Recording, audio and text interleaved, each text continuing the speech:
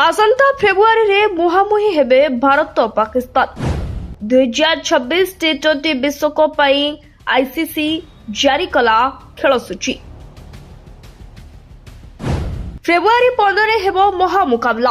आसंता February रे मुहांमुही हेबे दुई पारंपरिक प्रतिद्वंदी भारत और पाकिस्तान।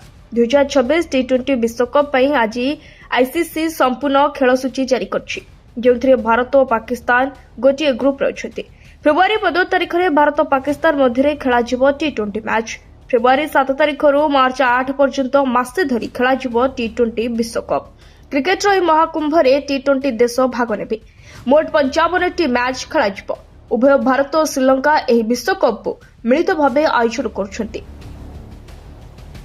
भारत पाकिस्तान महामुकाबला कोलंबोर प्रेमदासा स्टेडियम रे अनुष्ठित हब। टी20 टीम को 4टी ग्रुप रे विभक्त करा जायछि। ग्रुप ए रे भारत सहित पाकिस्तान, अमेरिका, नेदरलैंड और नाम्बिया रहिछन्ति। ए विश्वकप रे टी20 सेमीफाइनल मैच हेबो। मार्च 4 रे कोलकाता रे प्रथम सेमी और मार्च 5 रे मुंबई रे द्वितीय सेमीफाइनल एवं मार्च 8 रे अहमदाबाद रे फाइनल मैच खेलाजिबो।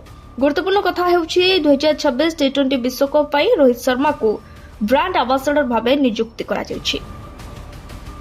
ब्यूरो रिपोर्ट, संस्कार ओडिशा लाइव।